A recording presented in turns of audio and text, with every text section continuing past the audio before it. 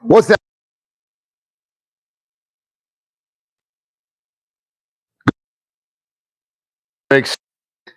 To work with you guys today.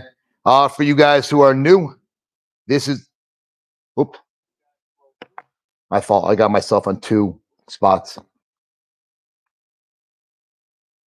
If you guys are new to TRITAC, new to what we do, this is a live event series we started a few months ago. We're doing in our community. We do 3 days at once, and we're trying something new and putting it out there for the YouTube community. So welcome. Appreciate having you here. I got some notes along the way. I'm flying solo today. Sometimes we'll have other guys with me. But since we're talking about smash boxing, and a lot of you guys do train solo, let's work a little solo. So first, really quick, who I am, why I deserve to talk to you, all that stuff. My name is Matt Briers. I've been running TRITAC Martial Arts and the TRITAC Training Center about 18 years now. It's gone through many different iterations. This is my 3rd upgrade of a gym. I have multiple solos, black belt things in Jiu-Jitsu, Japanese Jiu-Jitsu, Kyokushin. Also did a lot of boxing, fought MMA, Kyokushin, wrestling, BJJ, and even competed in strongman. I suffered a neck injury about 17 years ago that actually kickstarted my coaching career compared to my competitive career. I finally had surgery for that last year. So TRITAC is my and others around who are involved is our brainchild. We work together to build something that's truly strong for our community, strong for our people who train here, they learn here. We have a lot of athletes on the MMA side and BJJ side too. So enough about me. What we are working on today is one of our new and favorite concepts is smash boxing. It is a dirty boxing style where you're combining elbows, punches, hammers, headbutts, close range, dirty combat. It's something that's TRITAC, I think, has gotten known for over the years. So just let you know, I can kind of see comments. My eyesight sucks right now from where I am, but I am going to definitely want to engage with you guys. So I'm really excited to see people here already. Hayek is, I can't even pronounce that. But yeah, we're going to get some elbows today. Yeah, so our smash boxing is going to be greatly integrated with elbows and some of those frame concepts. And I'm going to use my good buddy, that piece of shit Bob over there. We like to beat him up. He's a lot of fun. So our true focus, if that's smash boxing, we're going to focus on hammers and elbows, linking them in. We're also going to use some pure boxing concepts. TRITAC, the goal is for sport, street, and survival. What I mean by that, we use a lot of sportive concepts to train for street combat and survival combat. And when I mean the difference between survival and street is unarmed. You're not necessarily worrying about weapons. Survival combat is now you're dealing with multiple opponents. There could be a knife, gun, club, something involved. Now you have to fight a little differently. But the skills we work on should survive in both. And then at the end, not the end, we're also talking about movement patterns. And this is one of the biggest mistakes I see most martial arts systems. I'm not picking on martial arts systems. I love all martial arts. But some of the things that I watch on YouTube or people send me videos to review is movement and footwork. And we're talking about how that interacts. And finally, I'll do Q&A throughout. So if you guys do have questions, drop them in the chat. I'll check every now and then. I would love to hear your feedback. I really want to make this interactive. Hence why I made it public and live so we could all have some fun together. And at the end, we're going to do a little deeper Q&A and talk about some of the things that we're doing at TRITAC that hopefully you can get involved in as well. Cool? That sound good? I get a thumbs up, a comment, something to say, hey, Matt, we're here. I see 10 people on. Awesome to have you. And no comments. Let's go. We got my buddy Brucey. You can see him. He is if you watch any of my YouTube channels, he's probably in there. He's dealing with a leg injury, and he's got a little skin issue. We had to go to the vet yesterday. My poor boy just turned 9 years old. I've had him since he was 2 days old. Well, I adopted him at 7 weeks old, but he was a preemie, and now he's my shadow. Everywhere I go, Brucey goes. All right. So first, let's talk about some of the core techniques we are going to work on today. And those are going to be the lead external hammer. That's going to be our frame 1 or frame 2 smashing. Then our ascending hammer and our horizontal hammer. I'm going to start with the external hammer because that's what most people have some problems with. And I'm going to make it pretty easy for you. Okay. Let's say when we get into a good fighting position, I like to have make sure we have a good stance. I'm using my boxes. You can see a good reference point. I've got a little bit lower stance, knees bent, butt back, chin down, rolling our shoulders forward. And we're going to have it initially starting the thumbs around our temple lines. Eventually, this can spread out for length. But right now, we're going to have talking a little about smash boxing and high guard today. We're going to have our hands here. Okay. I want to picture you through a jab or a cross or big haymaker, and I'm going to defend. Okay. Guys, fair warning, my left side is my bad side to my neck. So I really can't get my left arm up as much as I like. But we are talking about the lead external hammer. So I'm going to kind of demonstrate it the way we're going to do it today. So I'm going to get that left hand up. All right. Now, this actually creates a straight path down for our external hammer. It is a diagonal approach. Sometimes you get a little more rotational, where it has this feeling like maybe you threw a cross, which we're going to play with later. And normally I might unwind and throw a hook. When I throw a cross, this hand will come over that head and drop down.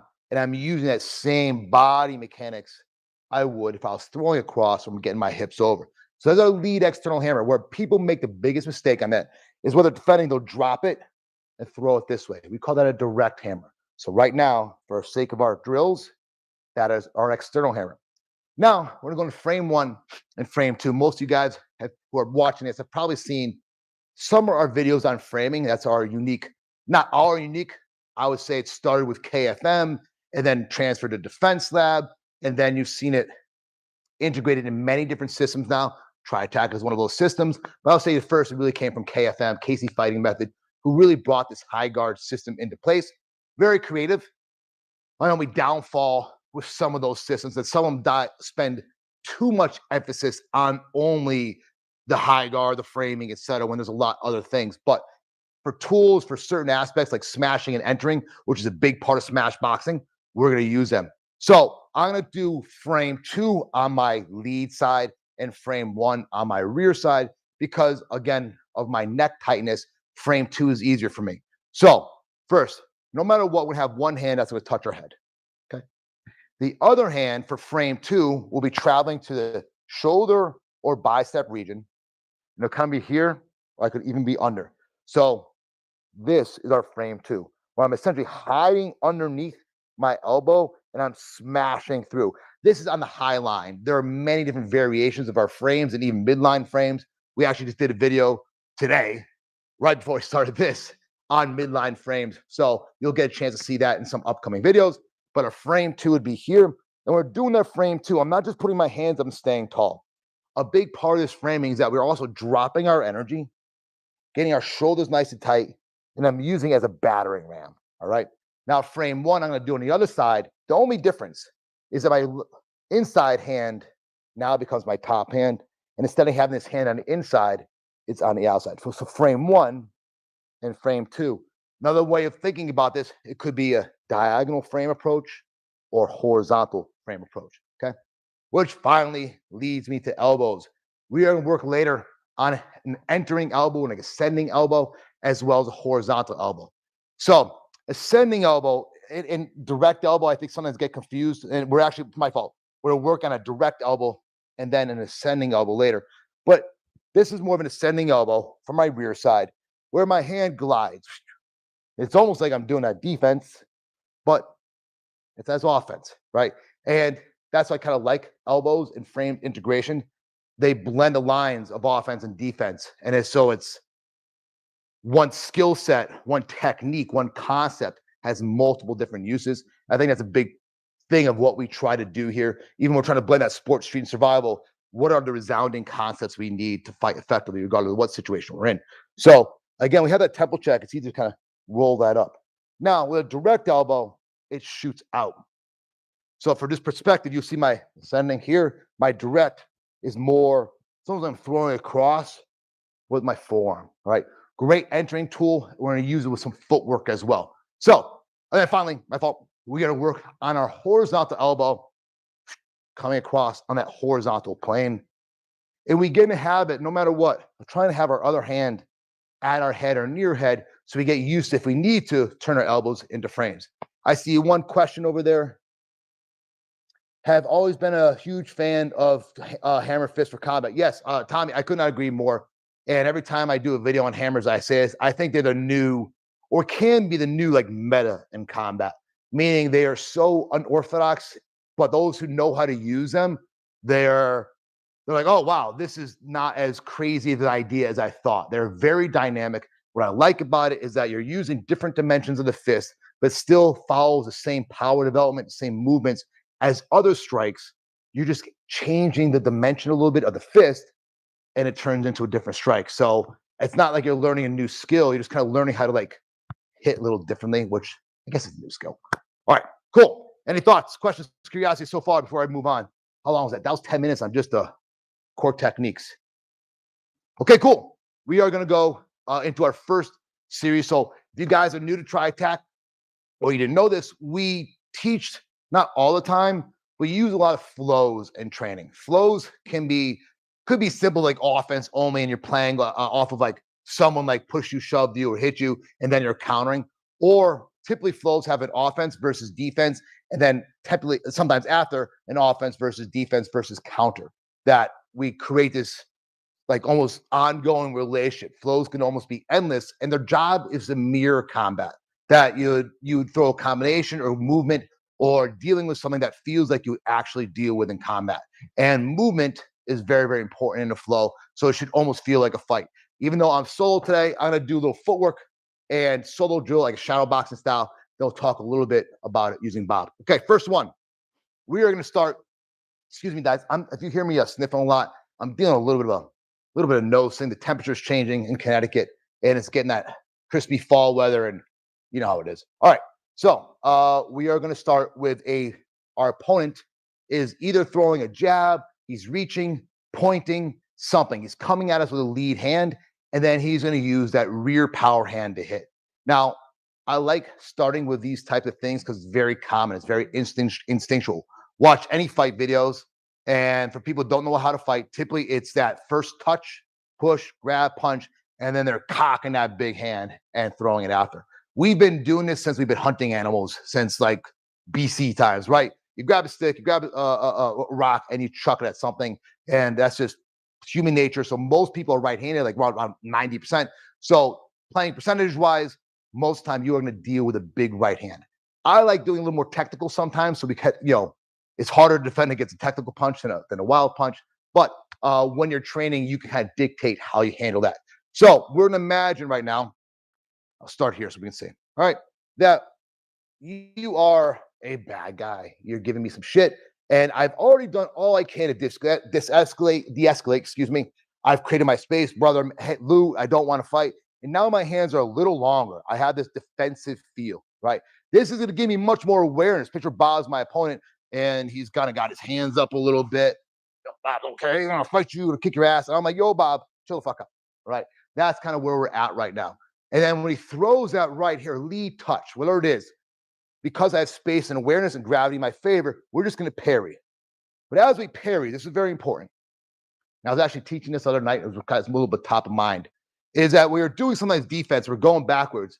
My students tend to get flat-footed. They like sink into this foot, and then the next punch kind of sends them back, and they're not really in a good position to defend themselves, right? So when we are stepping back, I want to see a heel off the ground, and I'm active on the balls of my feet. All right, this is like a coiled spring now. Now I just defended the jab, the lead hand coming, and I did a parry. My parry's not slapping it down, cross. It's just boom.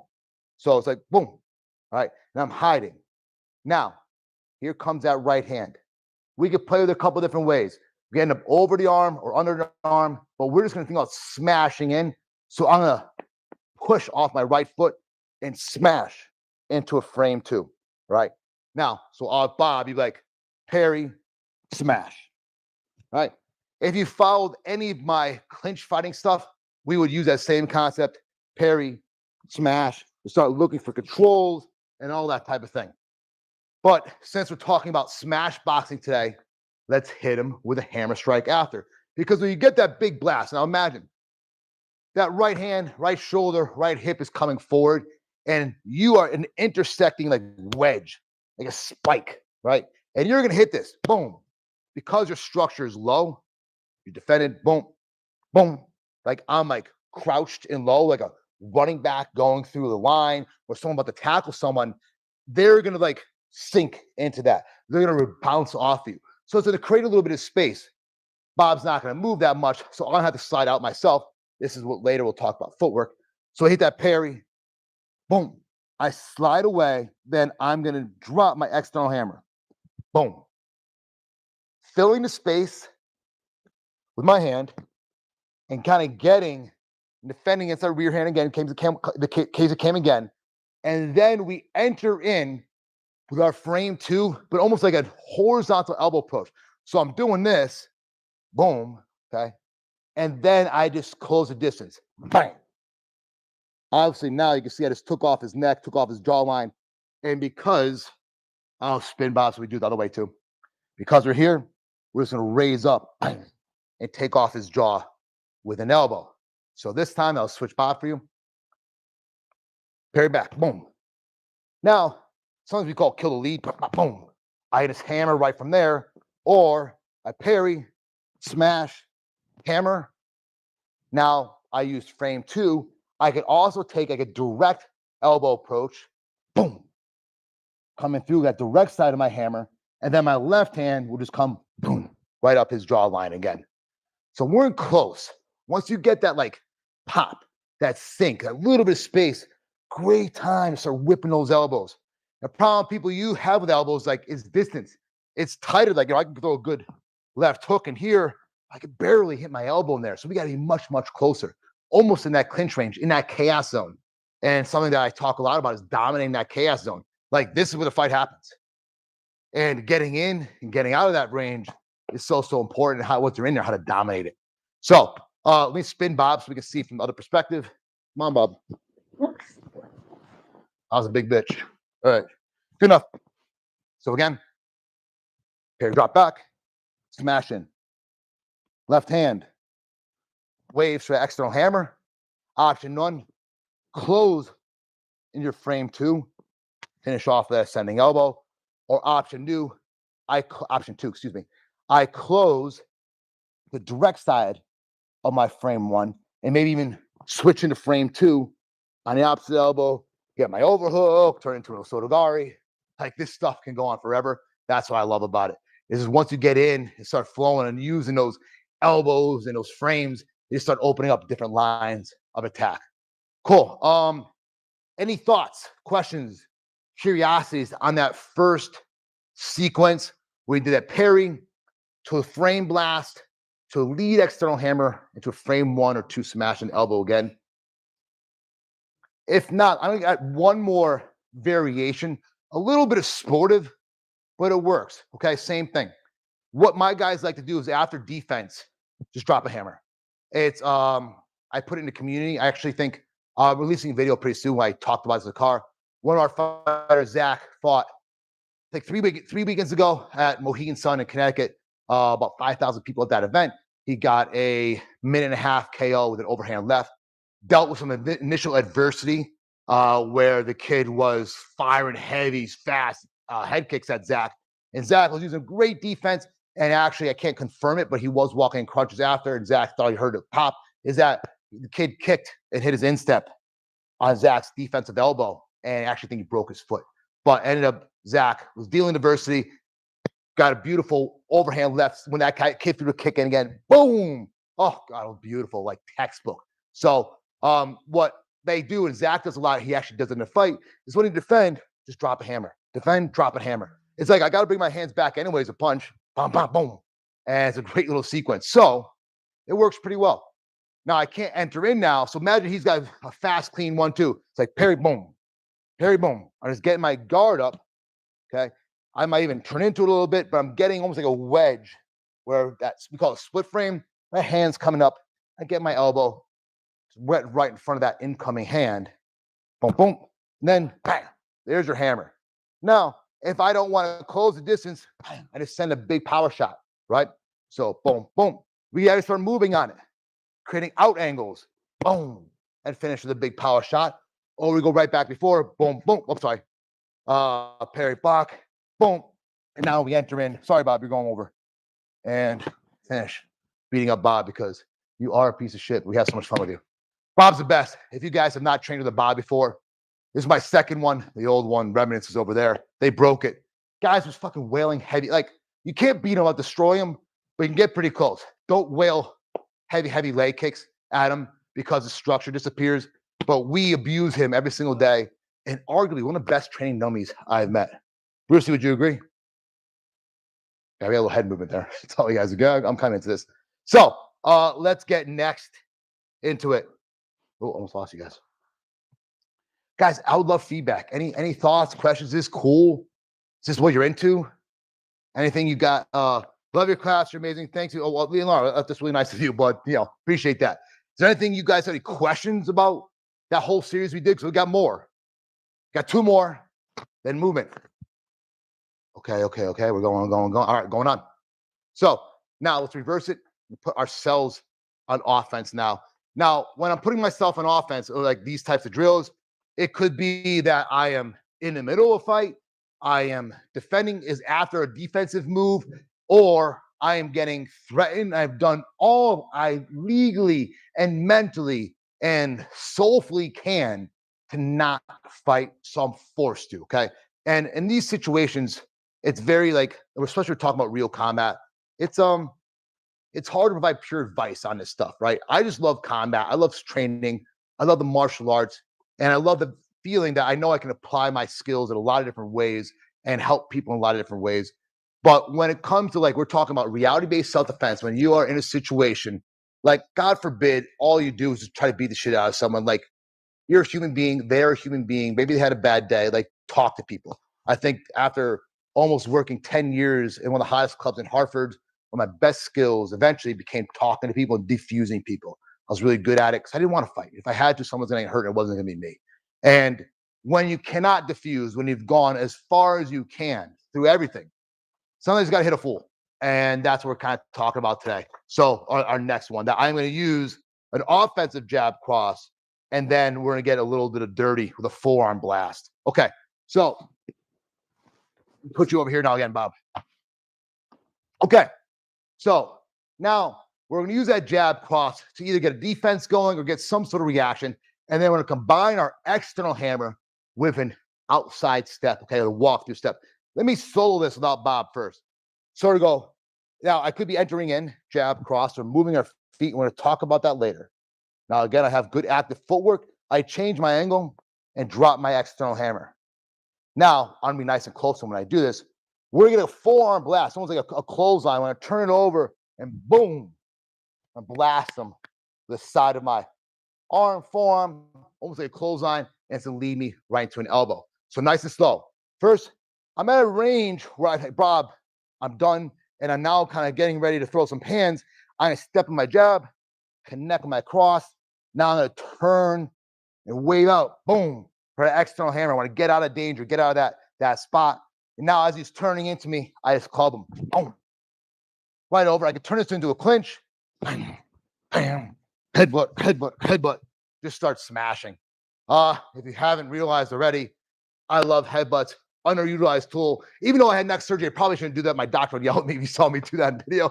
But I can't help it sometimes. Elbows, headbutts, close range combat. If I can get my hands on someone, absolutely there's going to be elbow, knees, and headbutt coming because they're just quick fight enders. And if you've been around the channel long enough or have learned from me, quick kills, fight enders is something that's very important. I don't want, if I'm talking real combat, we're not sparring, okay? It's not a sport engagement. We're trying to win points, submissions, all that type of shit. It is how quickly can I kill or end this fight so I don't have to deal with more damage, or the people I'm protecting don't have to deal with damage. It could be a drunk uncle that I need to control, or it could be someone or multiples that I really need to hurt to survive. Cool? Okay, so again, let's look at that. I've got my jab cross, boom, boom. Now, as I'm pulling back my cross, we take an outside walk-through step. Boom. It's important that I'm not just doing this, coming through the center when I drop my lead hand. So after my cross, see how my guard starts coming back up as I travel across that center line. And now we just redirect our energy back across this hip line. And then we hit that big club. Boom. It's great to enter to a clinch.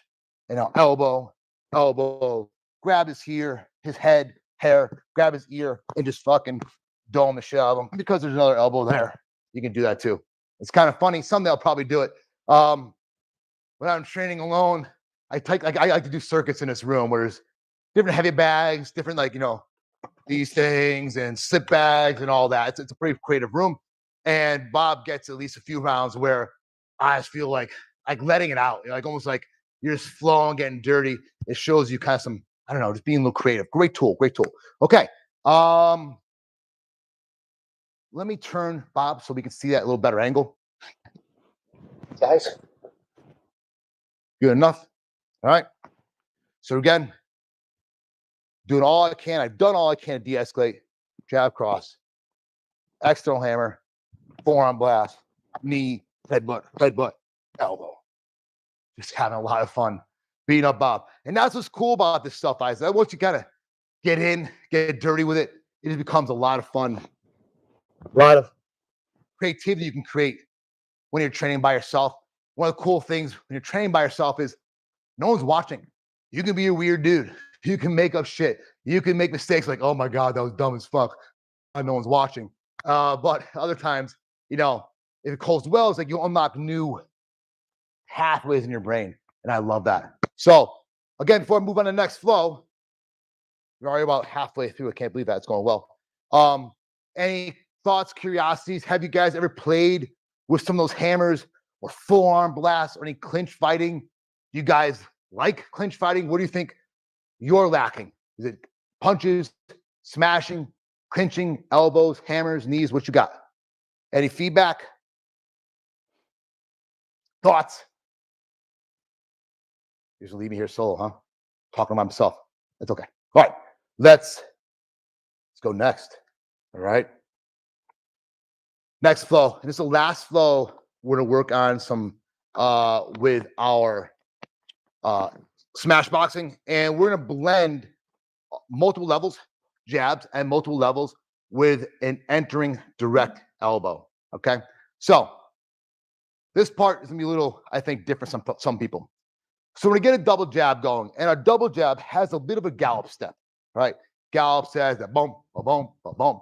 And when people are making the gallop step, they tend to like bring their feet too close together.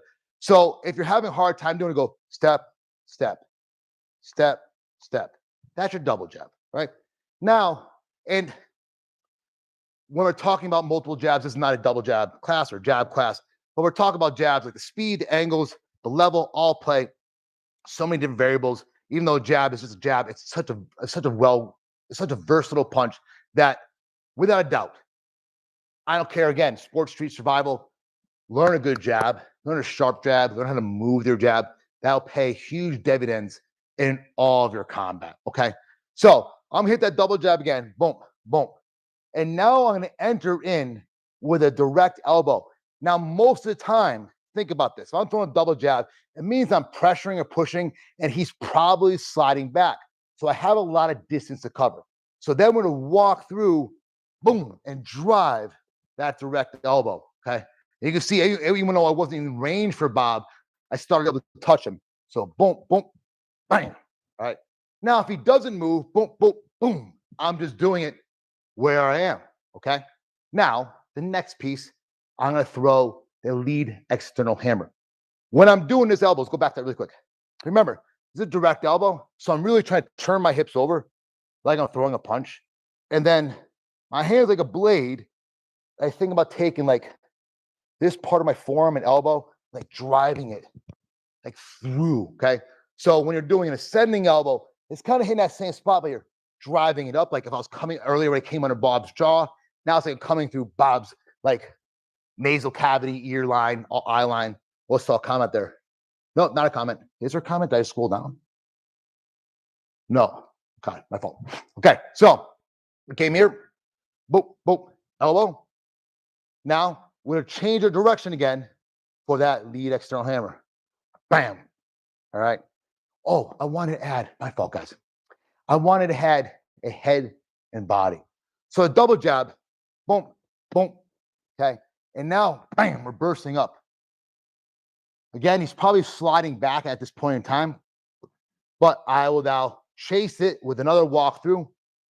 Boom. And we're back to that same sequence. I didn't want to overcomplicate things where direct elbow, horizontal elbow, we have it on the other side as well. What I really liked about this one is that double jab, bah, bah, boom, boom. that can really close the distance, almost chase him to a certain degree. That I keep the energy go boom, boom, boom, boom, and you're just gliding, going through your opponent. When we have that, let's say kinetic energy, whatever, like that momentum we're building, and we're able to settle our opponent to our back, his back foot. Maybe that's my exit. Like there's a door over there you guys can't see that I am driving through so I can run that way. Maybe he's like, I don't know, about to pull out a gun or something, pull out, and I just go on the offensive. I just got to be on him and smashing. Or maybe you're sparring, maybe you're in an MMA fight, and this is a great combination to kind of smash through. In fact, at Reality, someone got knocked out. Justin Sumter, Sumter. I'm saying his name wrong. He's a fucking phenomenal athlete, but he ran into basically direct elbow at Reality. He was the main event or co-main event, and unfortunately got knocked out. He's a fucking nasty fighter, but elbows are disgustingly effective. With a vertical elbow, you can open your hand to get residual impact on eyes, elbow to solar plexus. Yeah, so I mean, cool. I don't know. I don't think I completely understand that statement. But when you're throwing the open hand is correct. Okay. When you make a fist, it's gonna slow this down, and the elbow just feels weird. I like thinking about it as a blade. You know that it's a slice, it's a cut. You know, even when I'm going forward, it still has that like blade-ish feel. And so you want to feel like those cutting lines. When you close your fist, it just feels like a forced punch that's too close. You know what I mean? It just doesn't feel right. So yes, Ed Cox, 22. Yeah, vertical fists, vertical elbows. You know, you want to have a blade field, open hand, residual impact in the eyes. I don't know what you mean by that, but let's be honest. Sometimes people overthink minute details. You're just elbowing a fool, right? I am never in combat gonna be able to like, oh, there's his eyes. I got him. No, this is like the region, and I'm just fuck. You know, like to a certain degree, that's it. Like, don't overcomplicate things. It's definitely one of the deaths of progression, a death of progression. It fucks up progression, plain and simple.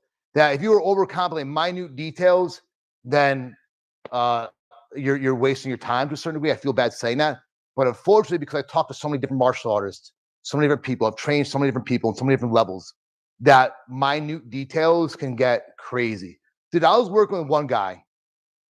He was talking about a foot stomp, and he gave like a half an hour detail lesson on like hitting the big toe and this. I'm like, bro, foot stomp's cool. I ain't gonna end a fight, but like, I'm definitely not on my foot stomp gonna be thinking about what toe I'm gonna hit because that foot's moving. I'm just trying to fucking stomp the foot, right? So it doesn't need to be all this crazy detail, you know. Oh, and stomping on a big toe and pushing him over, like, dude, that's just not a thing. You know what I mean? Agree with blading, solar plexus, big target. Yeah, if I'm a taller guy, so I'm attacking on the high line right now. But yeah, if I'm a much smaller guy, or I've changed my level, bam, oh baby, fuck yeah, that's great. You know what I mean? So as a martial artist, I'm talking to you, that you have to take these concepts, these overwhelming themes that we learn, and how does it apply to your game? And when we say game, not necessarily a sport sense, but it almost means another way of saying game is like your style, how you represent yourself as martial artists. In the sport jiu-jitsu world, we call it your game, like how you represent jiu-jitsu. What do? I'm a takedown guy, mostly trips, body locks, head control, front head, and then I like to be a top player. I have a nasty guard too, and my guard is focused on half guard and wrestle ups, right?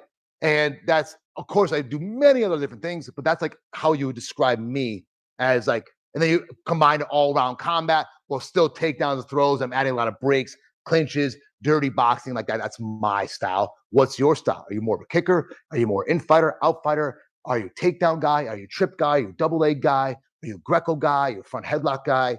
When you get to the ground, what escape series are you using? What submissions are you using? Like all these things, you start plugging in the ones that fit you. My instructor, Shia Ruff, said is like, you know, all the techniques you learn, they all have very important concepts and details.